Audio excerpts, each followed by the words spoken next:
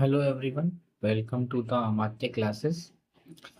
हम pigeon movement कर रहे थे। पिजन मूवमेंट में हम बिजोरिया मूवमेंट, जो हमारा सबसे इम्पोर्टेंट और लार्जर पार्ट था, वो कंप्लीट हम कर चुके हैं। Now in today's class we will take up the second pigeon movement, that is बेगुन पिजन मूवमेंट।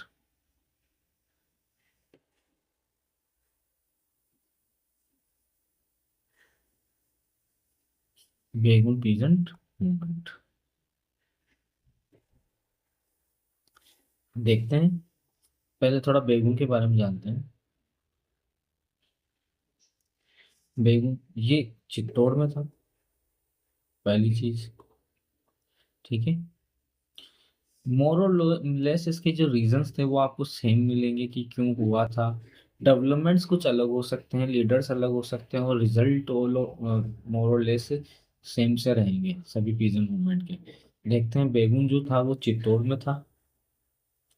यहाँ की जो मैक्सिमम फार्मर्स थे वो धाकड़ कम्युनिटी के थे। ये हमारा पीजन मूवमेंट्स को कंप्लीट करने का यही फॉर्मेट रहेगा। हम बाय चार्ट एक एक बेगुन पीजन एक एक पीजन मूवमेंट कंप्लीट करेंगे। हर चीज का हम चार्ट बनाएंगे, चार्ट के थ्रू देखेंगे क्या क्या डेवलपमेंट्स हैं। इन शॉर्ट हम समराइज करेंगे टोटल, और फिर उसका एक रिजल्ट निकालेंगे। ठीक है, पिछली बार की तरह। ठीक है। बेगुन जो था वो फर्स्ट ग्रेड ठिकाना था।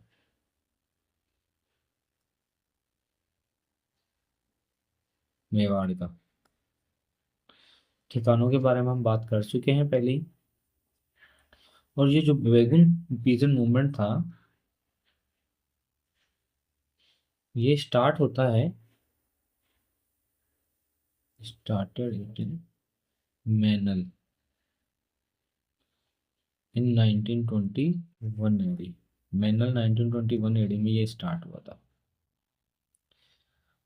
तो अगर हम इसके बारे में बात करें तो बेगुन जो है वो चित्तौड़ में है, फर्स्ट ग्रेड ठिकाना है मेवाड़ का। मैक्सिमम फार्मर्स यहाँ पे धाकड़ कम्युनिटी के हैं। और ये मैनल में 1921 में स्टार्ट हुआ। तो ये जो बेस था, ये पीजन मूवमेंट का ये बेस हम देख लिया कि ये क्या है, पेरीफेरी।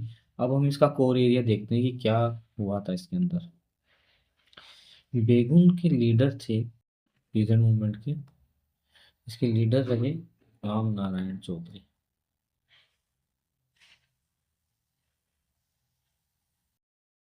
ठीक है। मूविंग फर्दर, ये जो लीडर्स के नाम है ये किस मूवमेंट से रिलेटेड है, ये काफ़ी इंपॉर्टेंट रहने वाले हैं प्रीलिम्स में। और जो राजस्थान की जितने भी एग्जाम्स होते हैं उसमें डायरेक्ट क्वेश्चन आते हैं कि ये लीडर किस आंदोलन से संबंधित है, ऐसा करके। तो रामनारायण चौधरी इसके लीडर रहे। ठीक है। यहाँ पर इनकी जो डिमांड थी वो एक्सेप्टेड हो गई थी। जो भी इनकी डिमांड्स रही, वही कि टैक्सेस वगैरह कम करने हैं, वो जो कॉमन डिमांड्स रहती है सबकी, वो एक्सेप्ट हो गई थी। और इसका रिजल्ट क्या रहा था कि डिमांड एक्सेप्ट होने के बाद में यहाँ पे इनका रिजल्ट रहा इन 1923 एडी। रिजल्ट आया था इनका कि अनूप सिंह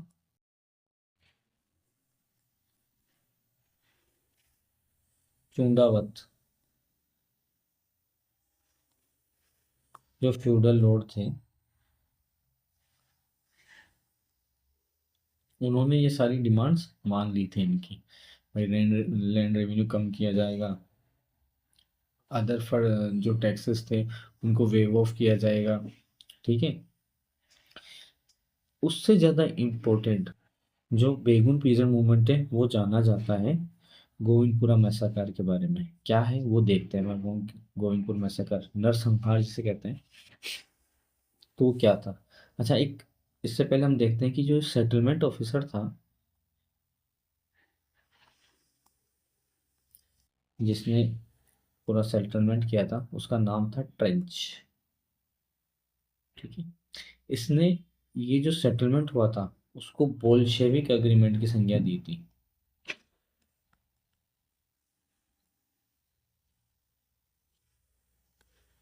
ठीक है। ये याद रखना है आपको कि बोल्शेविक एग्रीमेंट क्या था। ये वर्ल्ड हिस्ट्री का पार्ट है, बोल्शेविक एग्रीमेंट क्या हुआ था, लेकिन हमको इसकी वो बोल्शेविक एग्रीमेंट की संज्ञा दी गई थी इसको। ये बोल्शेविक रशिया से रिलेटेड है, हम देख चुके हैं ये पहले भी। ठीक है। तो जब ये ट्रेंच गए थे to resolve complains, complain resolve करने के लिए गए थे ट्रेंच इंक्वायरी ऑफिसर, तो इन्होंने क्या किया कि रूपा जी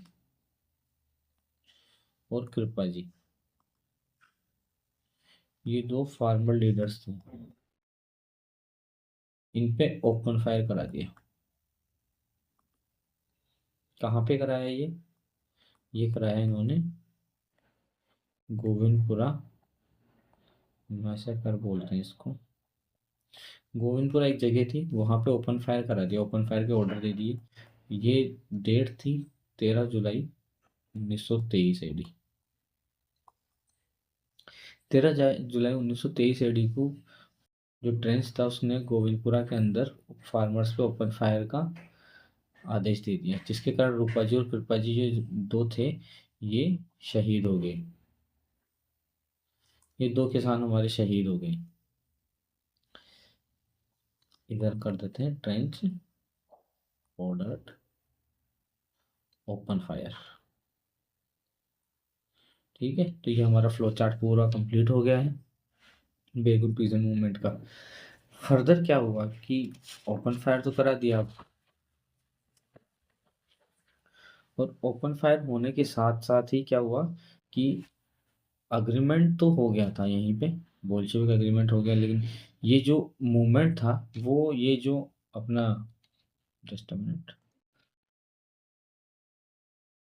गोविंदपुरा मत्स्यकार था, वो इस मूवमेंट से ज़्यादा अपने आप में इम्पोर्टेंट हो गया।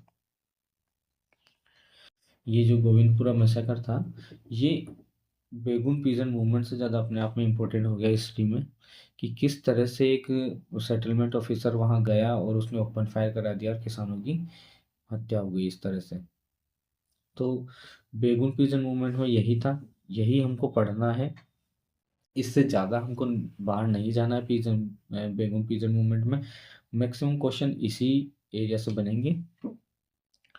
ठीक है, इसके बाद में हम अगला पिजन मूवमेंट देखते हैं क्या था। अगला है हमारा बूंदी पिजन मूवमेंट। देखते हैं बूंदी में क्या क्या डेवलपमेंट्स थे। बूंदी पीजेंट मूवमेंट, इसको बराड़ पीजेंट मूवमेंट भी बोलते हैं।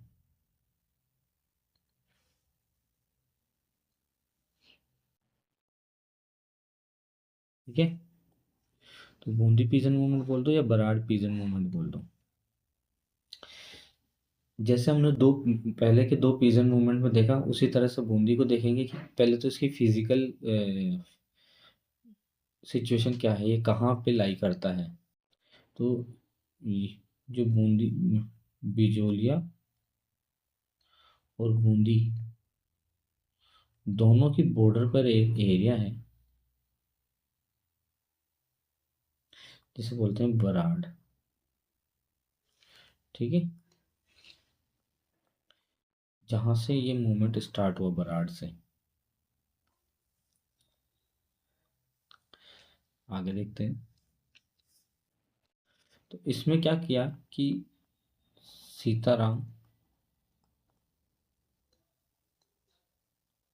दास लीडर से 1920 एडी की बात है, इन्होंने स्थापना करी, स्टेब्लिश्ड दाबी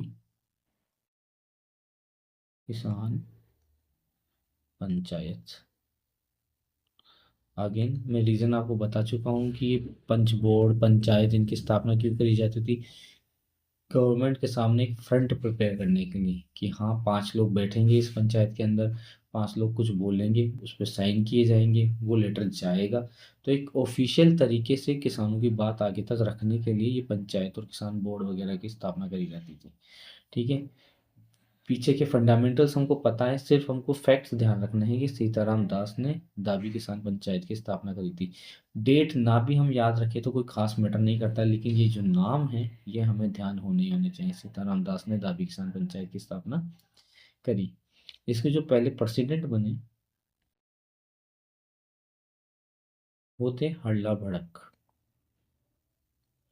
हल्ला भड़क। ठीक है। अब इसके बाद में पिक्चर में आते हैं सबसे इम्पोर्टेंट लीडर बूंदी किसान आंदोलन के, जो थे नैनू राम शर्मा। ये काफ़ी इम्पोर्टेंट लीडर रहे हैं बूंदी के, और पता नहीं क्यों आरपीएससी को ये नाम बहुत ज़्यादा पसंद है। बहुत ज़्यादा का मतलब मोर देन 10 टाइम्स।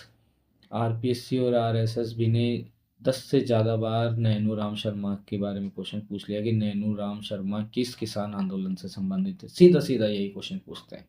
तो नैनू राम शर्मा बूंदी किसान आंदोलन से संबंधित हैं, बूंदी से ही हैं, और किसी से भी नहीं है। कहीं भी कंफ्यूज मत होना, सिर्फ बूंदी और बूंदी टिक करना है हमको। ठीक है। इनके सपोर्ट से राजस्थान सेवा संघ की स्थापना हुई। सेवा संघ की स्थापना हुई, राजस्थान सेवा संघ, इनके सपोर्ट से। ये हम नोट्स साथ में बनाते चल रहे हैं, तो मैं बोल कहूँगा कि आप भी इसी तरह से, मैं काफ़ी स्लो पढ़ा रहा हूँ, तो आप भी इसी तरह से शॉर्ट नोट बनाते चलें, और उसको क्लास ख़त्म होने के बाद में एक बार रिवाइज कर लें इन शॉर्ट नोट्स को। तो क्या होगा ना, आज एक बार आज रिवाइज कर लें, एक बार कल मॉर्निंग में रिवाइज करें, तो ये as it is short notes आपकी मेमोरी में लॉन्ग ड्यूरेशन तक रहेंगे। और आपको जब भी महीने 2 महीने बाद में जब भी प्रीलिम्स के पास में पढ़ना होगा, तो आपको बहुत मोटी मोटी बुक्स उठा के देखने की ज़रूरत नहीं है। आप उठाइए, और ये 20-50 पन्नों का जो नोट्स है, अपने शॉर्ट नोट्स जो आपने बनाए हैं कॉपी के अंदर, फ्लो चार्ट के बेस में उसको जटा बहुत जल्दी से आप रिवाइज कीजिए, तो आपका प्रिपेयर हो जाएंगे टॉपिक। ठीक है। आगे चलते हैं। राजस्थान सेवा संघ की स्थापना हमने देख ली थी। राजस्थान सेवा संघ के थ्रू एक पेपर पब्लिश हुआ। ये काफ़ी इम्पोर्टेंट पेपर था। इसका नाम था atrocities on women in Bundi state. ठीक है। और ये पेपर किसने लिखा था? ये पेपर लिखा गया था राजस्थान सेवा संघ के थ्रू ही, जिसकी स्थापना किसने करी थी? नैनू राम शर्मा ने। अब देखो, जो भी पीजन मूवमेंट हमारे रहे हैं उसमें कोई ना कोई एक ऐसा इंसिडेंट रहा है जो उस पीजन मूवमेंट के कारण से भी ज़्यादा इम्पोर्टेंट हो गया। जैसे हमने देखे तो बिजोलिया में मसाकर हुआ, इधर हमने इससे पहले इधर बराड़ में देख लिया। तो यहाँ पे भी एक हमें मसाकर मिलेगा जिसका नाम था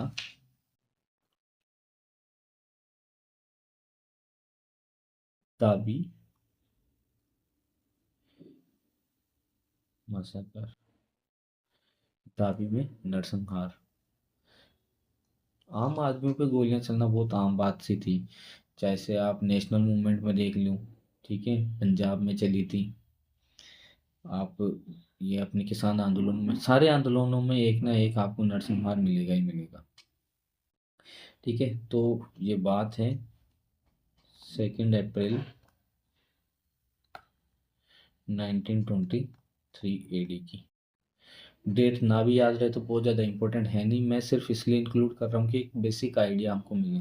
तो ये 1923 की बात है, जब डाबी मैसेकर हुआ। जो यहाँ के किसान थे, फार्मर्स थे, वो गुज्जर कम्युनिटी के थे। सभी फार्मर्स गुज्जर कम्युनिटी के थे। और जिसने ओपन फायर किया था, ओपन फायर जिसने किया वो था इकरम हुसैन। ये एक ऑफिसर थे जिन्होंने ओपन फायर किया था। ठीक है। इसके अंदर दो लीडर, नानक जी और देवीलाल गुर्जर, ये दोनों शहीद हो गए थे। ठीक है। और इनके ऊपर एक, इनकी याद में एक गाना लिखा गया, इसका नाम था अर्जी। और ये किसने लिखा था? माणिक्यलाल। माणिक्यलाल। इन शॉर्ट हम अगर देखें तो देवी दाबी मसाकर हुआ, गुर्जर कम्युनिटी के लोग थे, इकरम हुसैन ने किया ओपन फायर, दो नेता नानक जी और देवीलाल गुर्जर जो दो लीडर थे उनकी डेथ हुई। इनकी मेमोरी में एक सॉन्ग लिखा गया जो अर्जी सॉन्ग था। और ये अर्जी बहुत इंपॉर्टेंट है, हमें ये याद रखना है, लिखा गया है माणिक्यलाल वर्मा के द्वारा।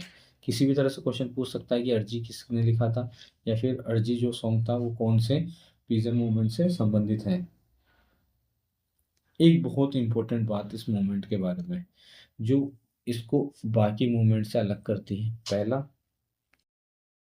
Large number of women participation. महिलाओं ने बढ़ चढ़कर हिस्सा लिया है इसके अंदर। ठीक है, इसके कुछ फैक्ट्स देख लेते हैं हम, मेजर लीडर्स कौन कौन से हैं इसके। ये फैक्ट्स हमको एज इट इज याद रखने हैं क्योंकि ये डायरेक्ट क्वेश्चंस आते हैं, लीडर और उसके संबंधित अपना आंदोलन। तो सबसे important, no doubt, Nainuram Sharma. ये तो पूछेगा ही पूछेगा, रिपीटेडली पूछ रहे हैं ये तो अल्टरनेट ईयर्स में किसी ना किसी एग्जाम में। ठीक है। भंवरलाल सुनार। और तीसरा है नारायण सिंह।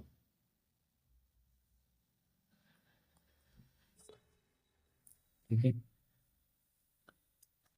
इसके बाद हम देखते हैं, ये इंपॉर्टेंट लीडर्स हो गए हमारे। वुमेन पार्टिसिपेशन एक इंपॉर्टेंट पॉइंट था इस फेज का।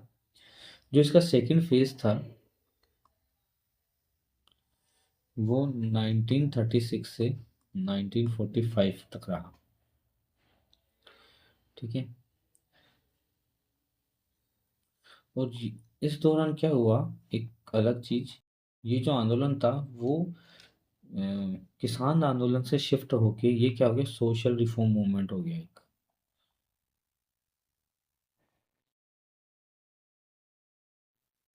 सोशल रिफॉर्म मूवमेंट, तो मतलब इसने खुद की दिशा चेंज करी मूवमेंट ने। और ये पहले था किसान आंदोलन और उससे ये सोशल रिफॉर्म मूवमेंट, मतलब सोशली चीज़ें चेंजेस या जो हमारी कुरीतियाँ थी उनको ख़त्म करने की तरफ ये मूवमेंट अग्रसर हो गया। और ये सोशल रिफॉर्म ये हुआ क्यों, मतलब सोशल रिफॉर्म मूवमेंट की तरफ क्यों शिफ्ट हुआ, उसके कुछ रीज़न हुए होंगे।